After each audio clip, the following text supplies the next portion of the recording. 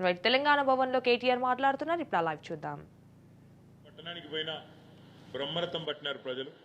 ముఖ్యంగా రాష్ట్రంలోని ప్రతి పాయింట్లో ఎక్కడెక్కడైతే కేసీఆర్ గారు కాలు పెట్టారో దాదాపు 30 చోట్ల ప్రతి చోట కూడా మరి ఈ బస్సు యాత్రని రోడ్ షోలను కూడా విజయవంతం చేసిన మా పార్టీ నాయకత్వానికి కూడా హృదయపూర్వకంగా ధన్యవాదాలు.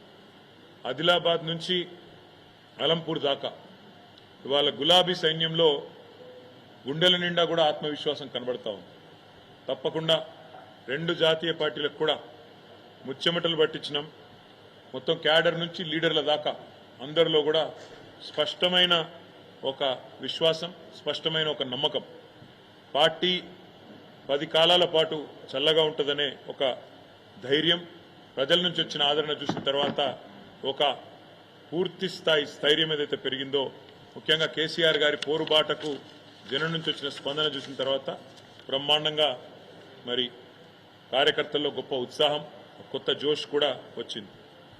వాళ్ళ రాష్ట్రంలోనేమో ఇక్కడ కాంగ్రెస్ ప్రభుత్వం మేము చేసిన పనులన్నింటినీ కూడా తిరగదోడి కొత్త జిల్లాలు రద్దు చేయాలని, అదేవిధంగా కేసీఆర్ ఆనవాళ్లు లేకుండా చేయాలని ఒక చిల్లర ప్రయత్నం ఏదైతే చేస్తున్నదో ఇది కూడా రాష్ట్ర ప్రజల్లో ఒక విముఖతను, ఒక రకమైన మరి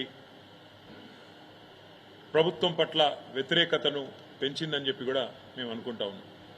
అదేవిధంగా 6 గ్యారంటీలు 100 రోజుల్లో అమలు చేస్తామని చెప్పి మొత్తంగా 420 హామీలు ఇచ్చి ఇవాళ వాటిని తుంగలో తొక్కిన వైనం మీద కూడా కాంగ్రెస్ పార్టీ మీద ప్రజల్లో తీవ్రమైన వ్యతిరేకత కనబడింది. మేము ఎక్కడెక్కడైతే తిరిగినామో చాలా స్పష్టంగా, ముఖ్యంగా గ్రామీణ ప్రాంతాల్లో రైతు భరోసా అని చెప్పి మోసం చేసినందుకు, రైతు బంధునే మొత్తంగా వేయనందుకు, కరెంటు విషయంలో తీవ్రమైన నష్టం చేసినందుకు, క్వింటాల్కు 500 బోనస్ ఇస్తామని చెప్పి బోగస్ మాటలు చెప్పి మోసం చేసినందుకు ఇవాళ రైతులు బగ్గున మండుతా ఉన్నారు.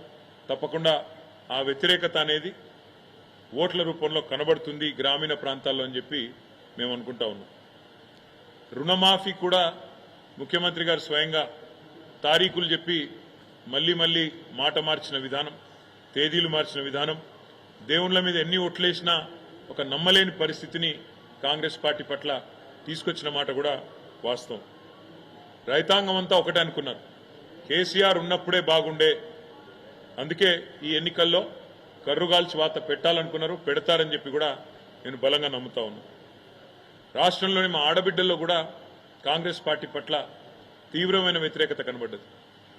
మహిళలకి 100 రోజుల్లోనే 18 ఏళ్లు నిండిన 1,67,00,000 మంది ఆడబిడ్డలకు నేను నెలకు 2,500 రూపాయలు 100 రోజుల్లోనే ఇస్తానని చెప్పి ఏదైతే మాట ఇచ్చారో ఆ హామీ నెరవేర్చకపోవడం, అది మాత్రమే కాకుండా తులం బంగారం అని, స్కూటీలని, పెద్ద మనుషులకు కూడా 4,000 పెన్షన్లని, అదేవిధంగా చివరికి మాటలన్నీ పెద్ద మాటలు చెప్పి మంచినీళ్ళకి మళ్ళీ ఒక్కసారి రోడ్డున పడాల్సిన దుస్థితి, బిందెలు పట్టుకుని రోడ్డుకెక్కే పరిస్థితి ఏదైతే ఈ ప్రభుత్వం తెచ్చిందో దానివల్ల మహిళలు ముఖ్యంగా వారు కూడా తీవ్రమైన ఆగ్రహంతో ఈ ప్రభుత్వాన్ని క్షమించే పరిస్థితిలో లేరు.